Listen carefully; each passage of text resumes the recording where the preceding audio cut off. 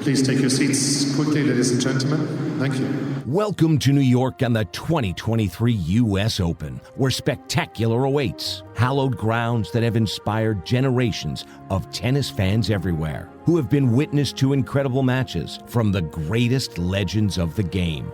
The home of the epic night matches, with that New York-infused energy from the crowd that is unrivaled by any other venue, where memories are waiting to be created in every corner. It's an electricity you don't just see or hear, it's one you feel. This is the U.S. Open, and this is Courtside, the official podcast for the U.S. Open.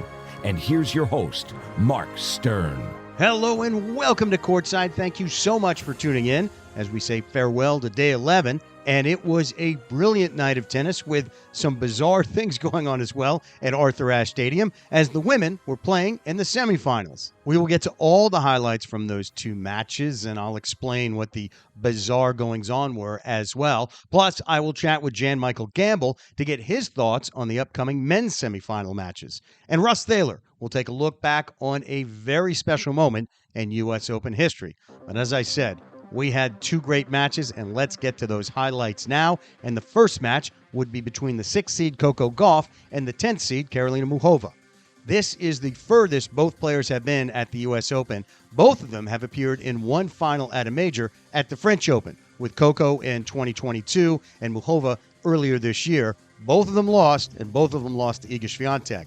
But Iga wasn't in this match. It was Coco and Karolina. And it would be Gauff who got out to the fast start. Coco wins 4 straight points from love 30 down, and it's all Gauff through 10 minutes. She leads 3-love. Muchova finally held to make it 3-1, but Coco held and then broke Muchova once again for a 5-1 lead. But then at last, Muchova got an opening from Coco and took advantage of it. Double break point. Gauff's first serve, it's good. Serve deep into the box, then a too big backhand. And Karolina Muchova with second life in this opening set. She will serve. She's kept the set alive with that break. And then suddenly Muchova couldn't be stopped, and Gauff's forehand started to betray her as Muchova held and then broke Gauff again to get herself right back in the set and the match. But then, as she served to level things at 5-all, Coco stopped the bleeding. It's that second serve down the center, deep forehand from Gauff. Backhand into net, Muchova. And Gauff takes the opening set. Then, after Coco held to take a 1-love lead in the second set, there was a loud disruption from the loge level seats in the upper area of Ashe Stadium. It turned out to be 4 protesters, and play was stopped at 8:05 as tournament officials and security personnel moved in to deal with it. We will not help the protesters out by saying what they were protesting. We'll just say 3 of them were quickly removed, but the 4th had glued their feet to the pavement, and it took officials a while to get the feet unglued and remove that person. Both Gauff and Muchova had left the court after about 15 minutes and were finally called back on court, and play resumed after a 49-minute delay. So there was one big question in the aftermath of this, and our Nick McCarville hit the nail on the head. We will say, too, let's mark this moment, right? It is 6-4 and 1-0 for Coco Gauff. How does this impact the outcome of this match? But things were actually more settled for the two after all of that. After 5 combined breaks in the first set, the two stayed on serve until late in the second. But when Muchova was serving to make it 4-all, her game got a little loose. She missed an easy overhead, had a double fault at deuce, and then Gauff made her pay. That serve goes out wide. The backhand cross court from Gauff. Now a forehand from Muchova. Forehand little flick chop from Gauff. In comes Muchova. Wide forehand. Gauff has the line. Middle forehand. Backhand into net. There's the break. And here is the opportunity of a lifetime for Coco Gauff. Now Coco had the match on her racket and worked her way to 40-30 for her first match point. But Muchova fought it off, then forced a break point that Coco fended off. But on the next one, Muchova broke to stay in the match. So that made it 3 times that Gauff was broken when she was serving for a set. But when that happened in the first set, she was able to rebound and break Muchova at love. How would it play out this time?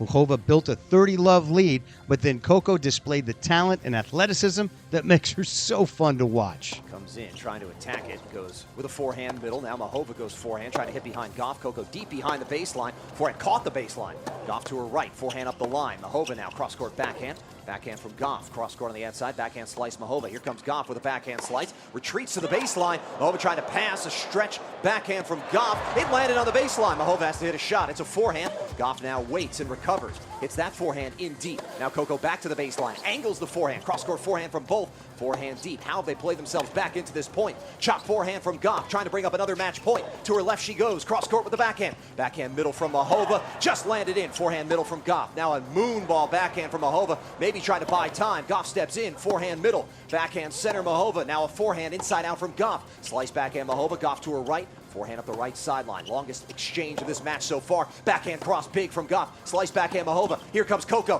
Forehand cross court Mahova. Back down the line. Running backhand just over Goff. Slice backhand Mahova. Goff off the back foot with a forehand. Now backhand drop shot Mahova. Points going in. Here it's Goff who wins it. Yeah! What a moving by Coco. She never stopped moving on that shot.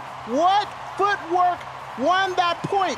She thinks that it was offense that won it. It was all about her defense on there. Ash on its feet after one of the points of the match. Both players to the towels after that 40-ball rally. But Mahova recovered from that to take the game and square the set at 5-all. Goff held and got to 40-15 on Muhova's serve. But Mahova fought off those 2 match points and then 2 more. But on the next one, the 6th match point, Coco cashed in. Mahova from the far baseline after that 40-shot exchange. Match point number 6, the forehand return from Goff. Mahova to her right with cross-court forehand. Forehand middle from Goff. Now a forehand Mahova hitting into that Goff forehand wing. Backhand cross-court, long Mahova. And the summer of Coco culminates with the 19-year-old in the U.S. Open final. And afterwards, a jubilant Goff thanked the crowd for all of their support. Thank you guys so much. I mean, some of those points, it was so loud, and like, I don't know if my ears are gonna be okay, but no, be even louder. Thank you guys so much. This is crazy.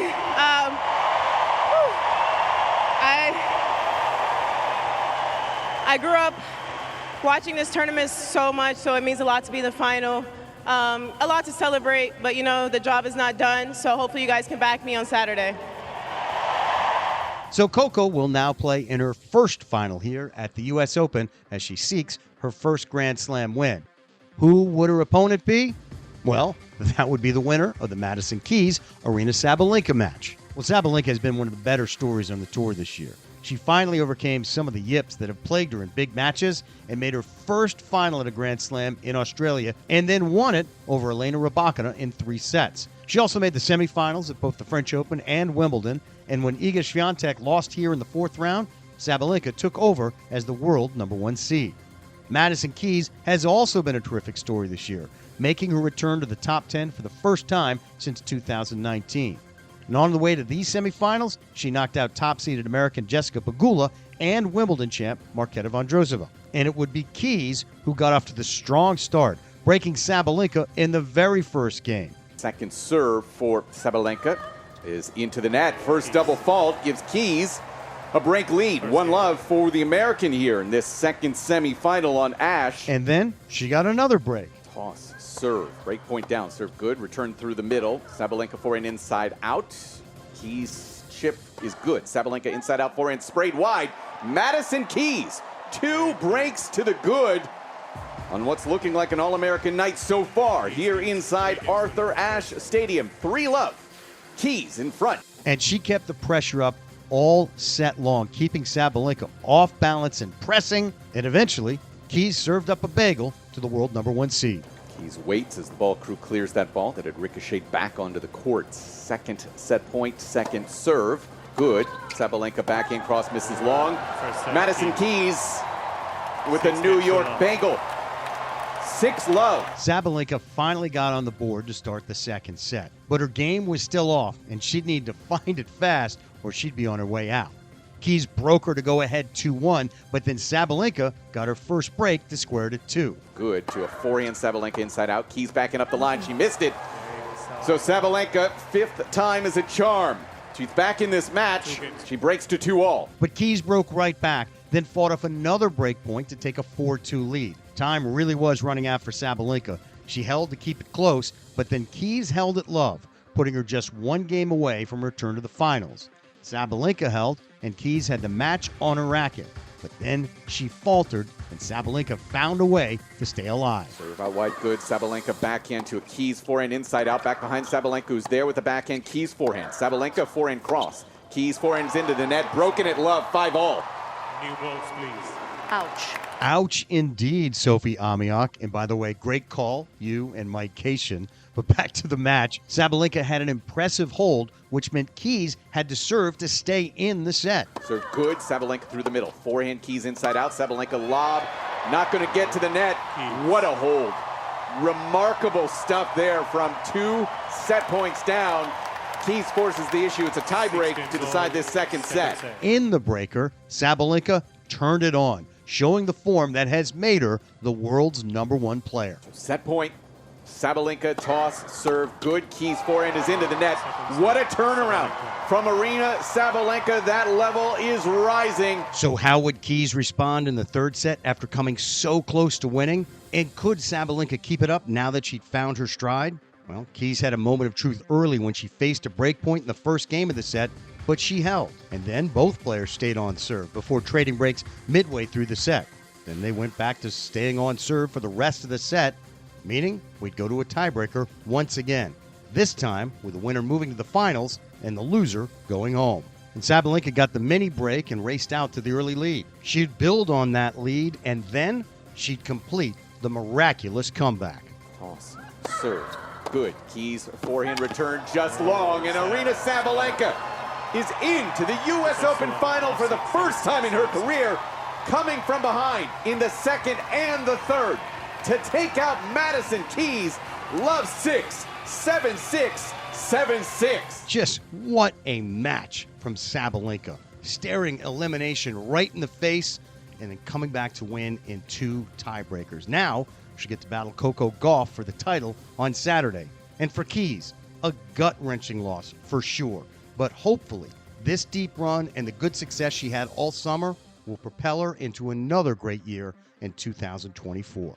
So that wraps up day 11, and we have our women's final set, which will take place this Saturday. And tomorrow, we will get treated to 2 phenomenal matchups with Djokovic and Ben Shelton and Carlos Alcaraz and Daniil Medvedev to determine who the finalists will be. Coming up next, Jan-Michael Gambill will join me to give his thoughts on the men's semifinals. But first, Russ Thaler has this for us. Welcome to this moment in U.S. Open history. Andre Agassi is, without question, one of the greatest to play the game. He was a brilliant player, winning 8 major singles titles, and was the second man in the Open era after Rod Laver to win all 4 majors, and the first man to win them on 3 different surfaces. He would also win a gold medal in the 1996 Olympics in Atlanta, Georgia, and the Tour Finals in 1990, which gave him what is called the Career Super Slam, the only male singles player to achieve that. He was also a larger-than-life personality on tour, with bold colors and wild hair forming the perfect complement to his performance on the court. He was particularly loved at the U.S. Open, where he won 2 titles, the first in 1994, when he beat Michael Stich in straight sets, becoming the first unseeded player to win the title in the Open era. A few years after that, in 1997, Agassi's career almost derailed as he dealt with a myriad of issues off the court, including a bad wrist injury, drugs, and a highly publicized divorce from Brooke Shields. There were many who thought his career was over, but Agassi rededicated himself to the sport, cleaned up his life, and his comeback all the way to the top further endeared him to his wide group of fans. He would win his second and last U.S. Open title in 1999 in a grueling 5-set win over Todd Martin. He would make it to the finals 2 more times, losing to Pete Sampras in 2002 and Roger Federer in 2005. In 2006, at the age of 36, and with his body beginning to betray him, and after losing in the 3rd round of Wimbledon, he announced that he would retire after the U.S. Open of that year. He wanted to say goodbye at the place he loved the best, in front of the fans who had been there for him throughout his career. In fact, Agassi never missed playing at the Open from his first year in 1986 all the way until 2006. Agassi got by Andre Pavel in the first round in 4 sets, and then had a marathon 5-set win over Marcos Baghdatis in the second, and that would be his last high point. Clearly drained after that second round win, Agassi fell to Benjamin Becker in 4 sets. But the U.S. Open faithful were there for him, and he gave them this unforgettable speech. The scoreboard said I lost today, but what the scoreboard doesn't say is what it is I have found. And over the last 21 years, I have found loyalty. You have pulled for me on the court and also in life. I have found inspiration. You have willed me to succeed, sometimes even in my lowest moments. And I have found generosity. You have given me your shoulders to stand on, to reach for my dreams, dreams I could have never reached without you. Over the last 21 years, I have found you, and I will take you and the memory of you with me for the rest of my life. Thank you.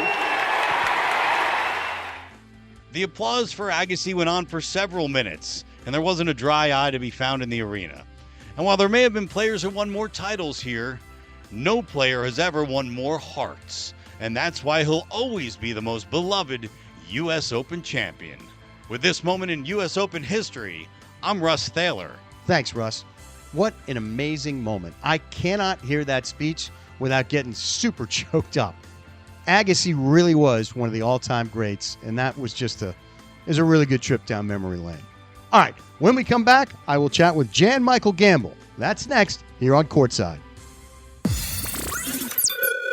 Play safe in the sun with La Roche-Posay Ultralight Sunscreen. It blocks up to 98% of UVB rays and helps prevent visible sun damage with UVA UVB protection and antioxidants.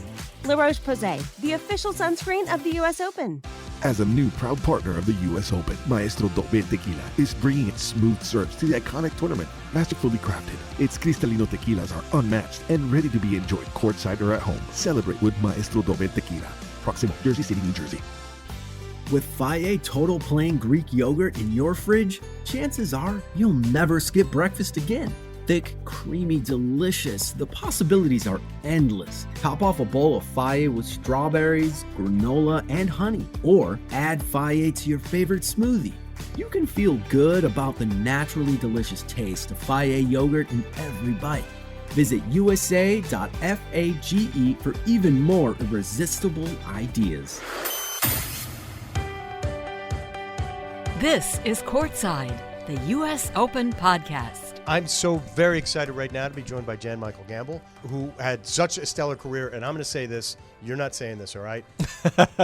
Injuries derailed what I think would have been a much better finishes for you all across the board. Is that fair to say? Oh, Mark, appreciate that. Well, I would say that. I would definitely say that I would have loved to have played a lot longer and had shin problems and then an arm, which led to an arm problem. The shins were bad for quite some time, even after I sort of had to walk away from the tour.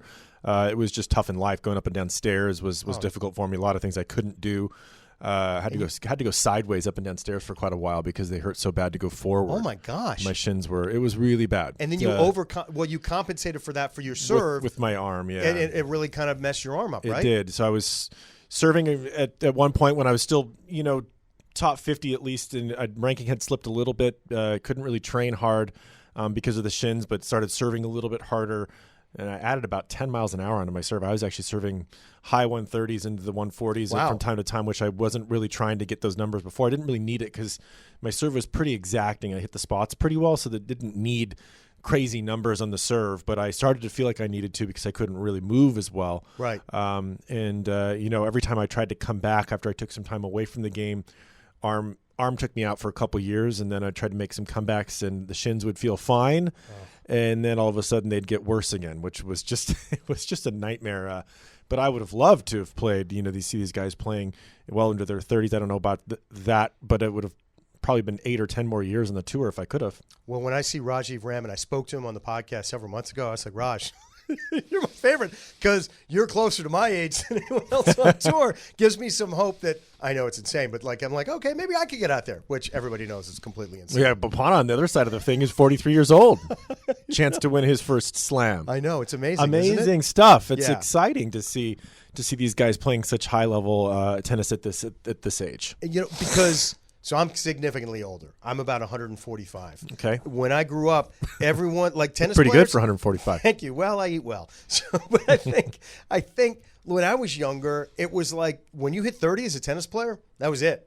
And it was like, wow, your whole career that you spent your entire life at, you're 30, you have to step away from it. And then we saw people kind of extending that. Connors obviously had a longer run, and then we got to Roger and Rafa and now Novak, and who are still dominating. Novak is at what I would say an advanced age for the sport. Yeah, I think you have to look at like players like Rosewall. He played pretty late too. Oh, it's a great point. In life. So Rosewall and Connors, of course, Jimmy.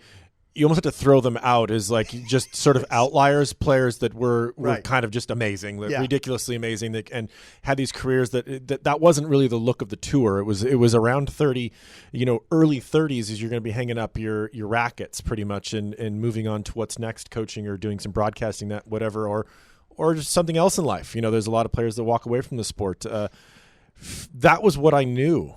You only know what you know, right? And you see all these players doing exactly that, retiring there, and that's one of the reasons I think that these days you see more players going to college, taking a little bit more time to develop their game, their bodies, right? And because of that, collegiate tennis has gotten better. The coaching has gotten better. Everything has just improved, and now that's just as viable of a path as turning pro early, depending on what your tools are, how your body is when you're in your teens. Right. It might be a better idea to play some college tennis, or maybe all 4 years. Yeah.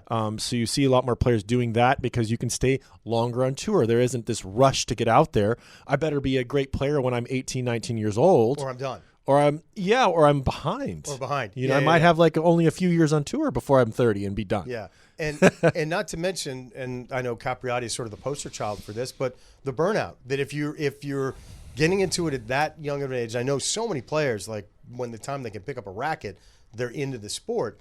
But there's a burnout factor for that.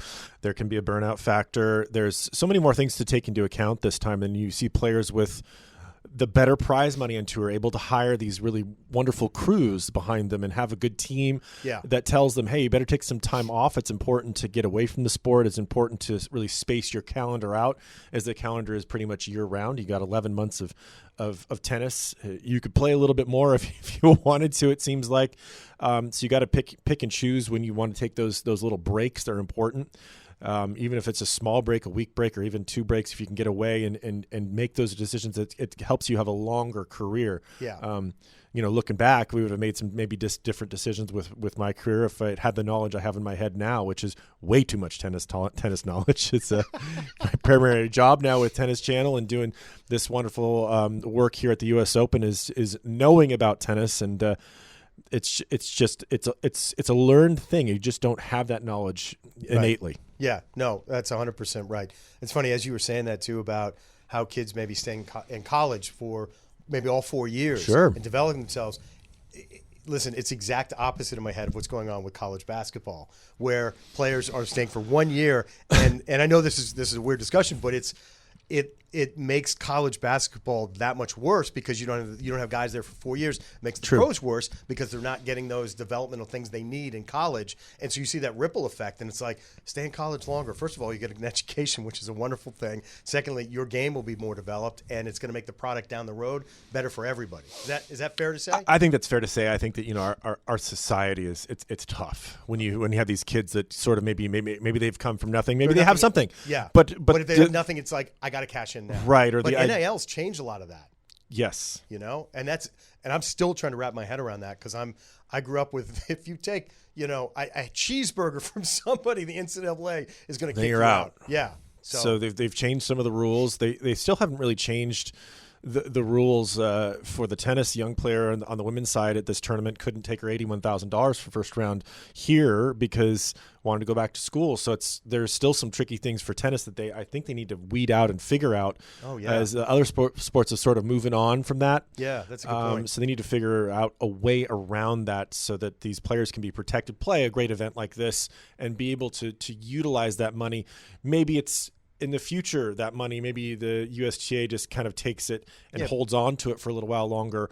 It puts in like a trust or something like that. Exactly, so that when a player decides to turn pro, they have some funds to back them up and don't have to ask their parents or some other entity for that cash. Right. And that money, as you talked about, that's important to get that crew around you, right. to get the support system as you're on tour, which it can be brutal. I mean, you know much better than I do what that life is like. It is brutal. It is brutal, period, especially except for a select few to make that, commitment to travel early and to play the ITF events and to get to the Challenger events and, to go up that ladder that it takes to get to these amazing tournaments, the Grand Slams and the Masters 1000 and WTA 1000 events of the world. It's not easy. No matter how good you are, it takes a crew nowadays. And I think there's a sense from folks that, and I've talked about this with a lot of players, that like the glamorous life of travel through these amazing cities. You're going to Berlin, you're going to Rome, Monaco, all these places. And I've stopped asking the question because you ask it and you're like, what's your favorite city? What do you get to do? And you're like, I go to the hotel, I go to the court, and I go back again. Occasionally you have like a night where you can do something, but more often than not, you're so focused on your next match that you're just kind of locked into it. Yeah, you really are. It is a blessing to be able to travel around the world. And the one thing that my dad and mom was often around. My dad coached me my whole career and was around. So we did like to see. Was that a good thing? I started to interrupt. Like having someone that you've known all your life, is it like that familiarity was a good thing? Or because I know if my dad was coaching me, I'd be like, oh my God, get away from me, Dad. Well, we had a little bit of that. My dad was an intense individual and coached me more like a football player and a wrestler. That's what he knew. That's the sports we knew. So okay. we're trying to do tennis from Eastern Washington. That's where you grew up in Spokane, right? Yeah, just outside of Spokane, really, in Colbert, Washington, and it's a little country town. I think we have one country store. At least back then, it's not much there. It's not too far outside of Spokane, but we're on a ranch, and we had horses. We had sort of other interests besides tennis, but tennis was something that was what we wanted to do. It's what I wanted to do. I made that decision early, and he decided to back me. And the way he knew how to coach was different than other tennis coaches. So it was intense. But alongside that, I knew that he wanted me the best for me in the end. There might be a lot of yelling, but it actually drove me to be better. Sure. And because of that sort of upbringing, I react very well to when somebody yells at me. So if you yell at me, I'll actually just listen to you rather than really. I don't take offense to people yelling at me. Wow, that's a good trait. Yeah, it doesn't really affect me. I was like, okay, well that person has something to say, so I'm listening. But everybody's a little bit different how they react to stimuli out there and what it takes to drive them to achieve something special. And you need somebody. It doesn't have to be a parent. It can be a coach. It could be a relative. It could be somebody who takes interest in an individual. It's rare that you have completely self-driven individuals that achieve these heights in sports, whether it's tennis or another one. No, that's a great point. And I should add here, because I know my dad does listen to the podcast. Dad, I love you. If you want to coach me, that's fine at anything. My dad's a good guy, so I'm going to make sure I get that out there so he's not like, why did you say that about me on the show?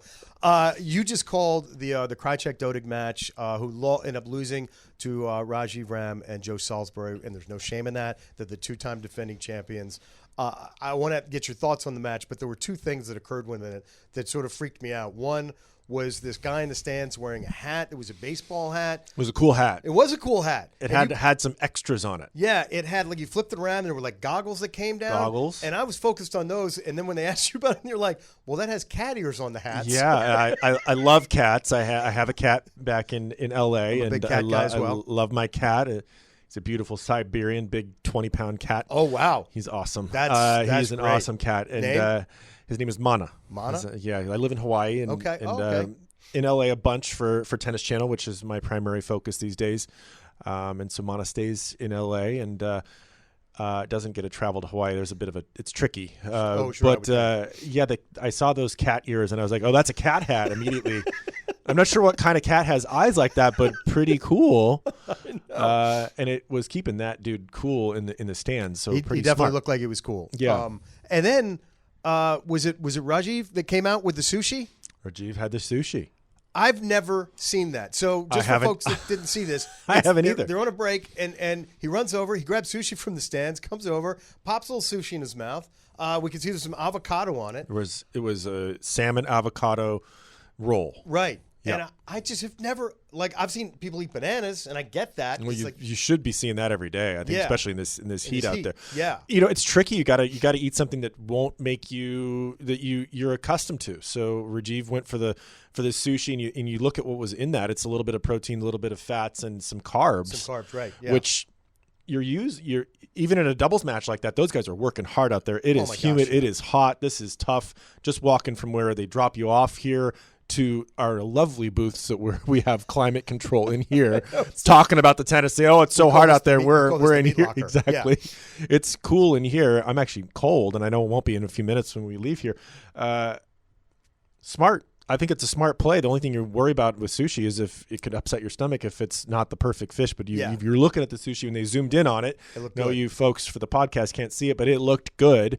And Rajiv gave a little explanation after the match, said that he was just feeling a little bit low in energy in that third set and hadn't been able to eat much because of the humidity. You get out there, you're a little bit nervous, of course, going into that match. Yeah.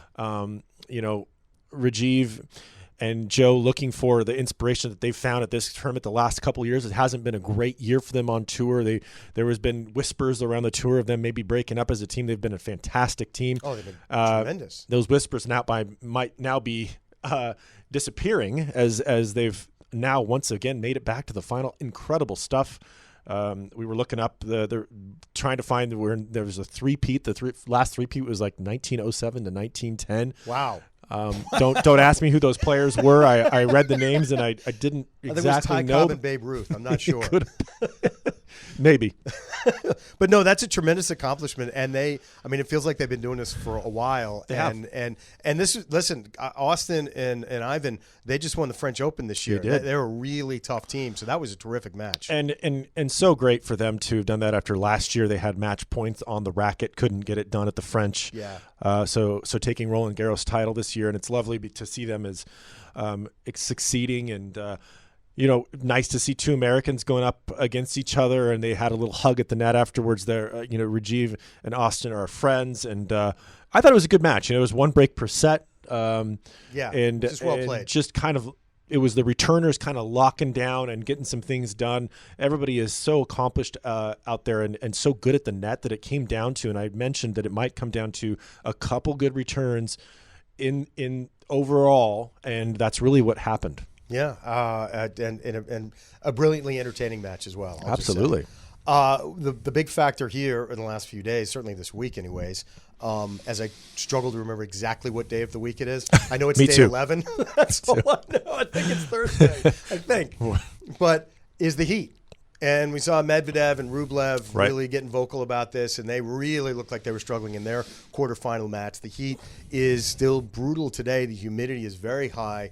Listen, you played in this kind of stuff. Exactly. When you're going out on a court like this for a big match, you're trying to keep that out of your head, I would think, and just focus on the things in front of you.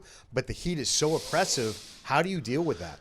Well, it is tough. I've played in just this same heat. This isn't something new to the Open. When last week was just unbelievable. It was so nice. I remember walking around the grounds. I'm not even sweating. It's like the sun's out, and then when the sun is setting, it was like just walking through Manhattan. I was like, this is one of the nicest nights in New York I can even think of. Yeah. For late August, you're like, exactly. You never get this. Because this tournament and sometimes the Masters 1000 event in Cincinnati were the toughest events of the year. Those are the events that I was mark, on the calendar is like, get ready, Jan-Michael, for those, because it's not just, it's a physical and mental contest just being on the court. Yeah. Then you got to play tennis. Yeah. So that's a lot to think about. And I remember one match I played against Fabrice Santoro, where the both of us, it was a 5-set match, I believe, in the 5th, and we're both cramping so bad throughout this long match. I believe on the old Armstrong we were playing, and I cramped up at the end of the match. Literally had to be carried off the court. Cramped full body cramps. Had to be taken into one of the rooms there and get, I think, 2 IVs of fluid back in me. Oh my God! After the match, and it was I think 6-5 in the 5th or somewhere. I don't know where that happened, and all of a sudden I see, I cramped first, and I see Fabrice getting wheeled in right after me, and he's getting IVs right next to me. He came back for his next match, couldn't even barely play. Yeah, that's the thing. Because it just wrecks you. Yeah, you can because of the mentality of an athlete, you can push through just about anything out there. Right. Like your injury, the heat, whatever, but it's the next day or the next match. You can push till you can't push. Yeah. And it's tricky. It gets so difficult to play those matches, and I learned so much from that match. I played Marty Fish it was either the next year or 2 years later, and ended up coming back from 2-0 against Marty and winning in 5 sets, and felt those same cramps coming on. And I couldn't believe it. I thought, this is going to happen to me again. The difference was I tried not to let anything get too intense. I played with a lot of intensity. Right. And so I had to sort of go against my norm and just say, okay, no fist pumps, no extra anything. It's going to just be during the points.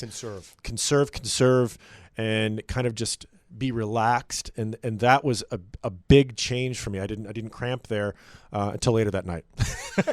Then the cramps are like, hi, remember me? Now we're here. Yeah, here we are. And you don't want to and I've seen, after what happened in the French Open with Carlos and the horrible cramps he had there, you see him downing shots of what I'm guessing is pickle juice, which is supposedly the great cure against this, although pickle juice is helpful. It is, but I can't think of many things more vile than to do a shot of pickle juice on a hot day. I'll do a shot of pickle juice right from the fridge. Oh, really? I love it. Really? I love it anyway. So I was like, that's great. If I can just have some, it's got to be cold though. Snapple, if you're listening, we need a pickle juice flavored iced tea. Pickle juice Snapple. That's a good idea. So I bring up the name Carlos Alcaraz because as we're talking right now, it's in the afternoon on Thursday before the women's semifinals. So I don't want to talk about those because whatever we say won't make sense afterwards. But the men's semifinals is tomorrow. Right. Do you have any thoughts on Alcaraz and Medvedev? I have a lot of thoughts. I cover their tennis a lot. So, Alcaraz is such a joy to watch, and Medi is. I feel like it's a bad matchup for him, and I love his so game. Tough. I think it's a bad matchup. It was not a great matchup for Zverev last night. I felt like Carlitos was just ruling the court against him for the most part. Yeah. Now, Zverev did just play a 5-setter against Sinner before that. Yep. So don't know how much he actually had in the tank there. But Carlitos was on him from the start and really played well. There was no real shot for Sasha. No, and it was it wasn't that because it wasn't love. It was when there was a moment, an opening, Carlos seized it. And when there was an opening for Zverev, Carlos shut the door immediately. Did what he needed to do in the big moments. I was really impressed with that. Yeah, and he piecemeals his matches together so well. It so much of what Alcaraz does reminds me, or makes me think of Novak Djokovic and how he approaches his matches. Yeah. He plays the big points so well. He might have not a great set of tennis. It doesn't seem to affect him. Novak's already come back from 2-0 in this tournament against Laszlo Djere. Yeah. So Alcaraz reminds me of a little bit of that sort of mental fortitude. He showed it at Wimbledon, of course, against Novak there, that his ability to sort of just turn around and play even better tennis or, figure things out, sort of just on the move. That matchup, I think, is a tough one for Medvedev. I think that Alcaraz is going to get through it. Yeah. But you don't want to count Medi out on these courts at the U.S. Open. He's won this tournament. Yeah, he's as good as it gets on hard court. He really is. He just gives up a lot of ground for a player who can come forward and volleys extremely well, who can create angle extremely well, and is just sort of fearless. Yeah. So I think that's going to be a tough one. I expect Alcaraz to get through it, but it might not be so straightforward as you think. Yeah, no, I think that's a great point. And the other match, listen, it'd be insane to pick against Novak Djokovic. It would be. Right. However, and I'm not calling for the upset here, but there's a crazy part of my head that says I could see a path for Shelton in this match with Djokovic. And now I know I'm a little bit of victim of the moment with what I saw against Tiafoe, but man, was that impressive. I mean, that he just played fearlessly and everything was big and it was great. He certainly did. He has this sort of way to disrupt his opponents, Ben Shelton. And I called the match against Tommy Paul and I called the match against Francis Tiafoe, and the matches were very similar. Yeah. Ben's going out there, he's doing his thing on the court. He's dictating. Yeah. He's hitting these giant serves, these giant forehands, these serves with a ton of spin. He's slicing. He's doing all kinds of things out there in the court. He's missing, and he doesn't care. And then he goes and hits these amazing shots.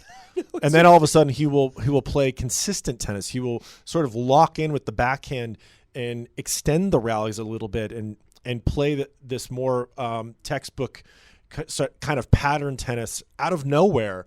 And I think it throws his opponents off a little bit. Yeah. I don't know if he's going to take Novak Djokovic out, who has answers to all the questions, it seems, almost always. He does. But Alcaraz has done it. Mm-hmm. And Shelton hasn't played him before. And I don't think he's going to be overwhelmed or afraid of Novak on the court. It's almost a good thing that he hasn't played him. Yeah, too young to be scared. Yeah, I think so. I think he might not be scared of anybody down the road either. He just plays his tennis and has this kind of game that is it's so big that if he's playing well, it's going to be disruptive. And I've talked about it a little bit in covering the matches that he's played last couple of matches, is that I think his game fits in nicely to three out of 5 sets. Yeah. Where a lot of players have to learn it, myself included. I struggled with 3 out of 5 sets at first. I was, struggled with my intensity, kind of would drop a little bit. And when that happened, I didn't play as well. And that's where Djokovic is so brilliant, because he's like, oh, we get late in the match, I'm in great shape. I know I'm a great closer. He is a great closer. I'll take your body blows in the first couple sets. So he takes that, and the reason I say that about Shelton is because he kind of just plays that way anyway, and it hurts him in 2 out of 3 sets. Yeah. Saw him sort of had a mediocre year after he played so well in Australia, made the quarterfinals there, lost to Tommy. So that's an amazing that he's made a quarterfinal and now a semifinal in slams in his first full year on tour. It's incredible. That's showing you a lot. He's 20 years old. Yeah. Whether he goes out and beats Novak or not, it would be amazing if he could pull it off. It's going to be amazing if it's Novak that gets through there again and is trying to go for his 24th Grand Slam. It's just kind of crazy. Yeah. What right could all happen? Yeah, I know, but we all know it, and you got to say it. And the guy's, he's in my opinion the greatest of all time. But that's my opinion. It's amazing what he's accomplished, and I can't wait to watch that match just to see what Novak does, because Shelton's going to have the crowd. Oh, yeah. And I'm not sure if that's going to be helpful, because Novak, when he has the crowd against them, is almost at his most dangerous. Yeah, he feeds off that negative energy. The way Medvedev does too. They're very similar in that way, that they don't mind being the villain. So that's something to look for in those 2 matches. Is Alcaraz will also have the crowd, although there's some Medi fans out there, and there's some Novak fans out there. Oh yeah. But you get your New York crowd who buys the tickets to the semifinals and doesn't know the players all that well. Yeah, they're going to be going for. Alcaraz is easy to sort of get behind. He's so positive, and you're like, oh, that kid's cool. Yeah, I'm going to cheer for him, and you're going to go for the American. The up and coming American is the one that will probably get the nod out there from the majority of the crowd. Of course, they're going to cheer for the great tennis, and the tennis will be great. I have one more question for you, and if I'm wrong in my research here, I apologize, because I'm getting it from Wikipedia. Okay, you mentioned cats before. It says in Wikipedia that you're involved with some kind of charity with big cats. Yeah. Is that true? It's true. What's the name of the charity? It's called Cattails Zoological Park. It's cattails.org, TALES, they're telling their tales. It's a zoological park in Spokane, Washington, and something that it's been dear to me to try to help these endangered animals, and they've been doing that in Spokane. You wouldn't think that they'd have a it doesn't come to my mind as the first place, but that's amazing. So they rescue big cats from various areas and say we're exactly. So they take in big cats from a lot of different kinds of situations. We got a lot of mountain lions, bobcats, those kinds of cats in that area. Yep. So sometimes you find kittens, the mom's been killed or whatever, the parents are gone, so you find kittens that you need to take in and try to help them they're not going to survive on their own in the wild. You have a lot of people who think it's really clever to have a baby tiger. You would be surprised how many baby tigers are out there that people are buying up.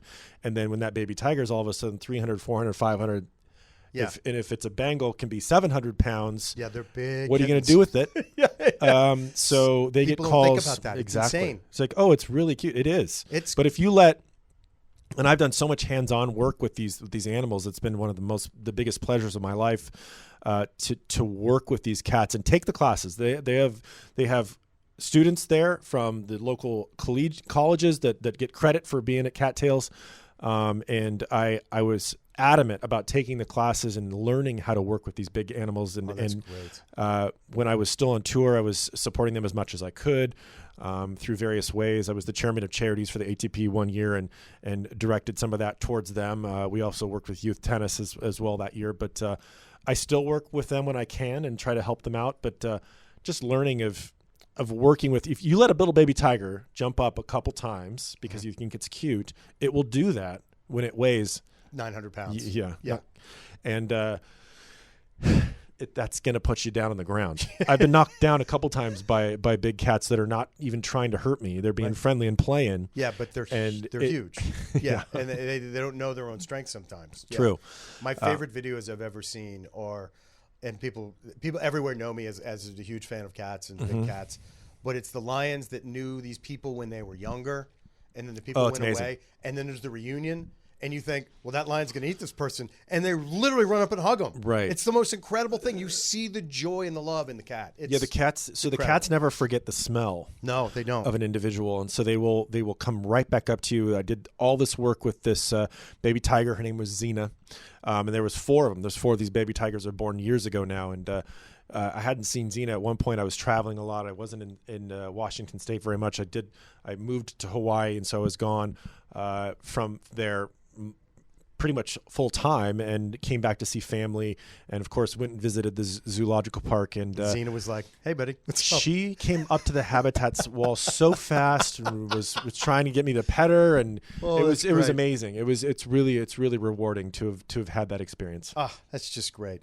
Thank you for sharing that with me. Thank you for the work you do. This is now my official charity. So I'm going to love talk it. to you. Cattails.org. Cattails.org. Yeah, I'm going to talk to you when we turn the microphones off, because this is nothing could be near and dear to my heart. So it's thank amazing. you for that work. Thank you for all the great work you're doing on tour. The calling the match is just so fun to listen to you. I'm glad to hear that. Yeah, and hopefully we can get you back on the show. I'd love it.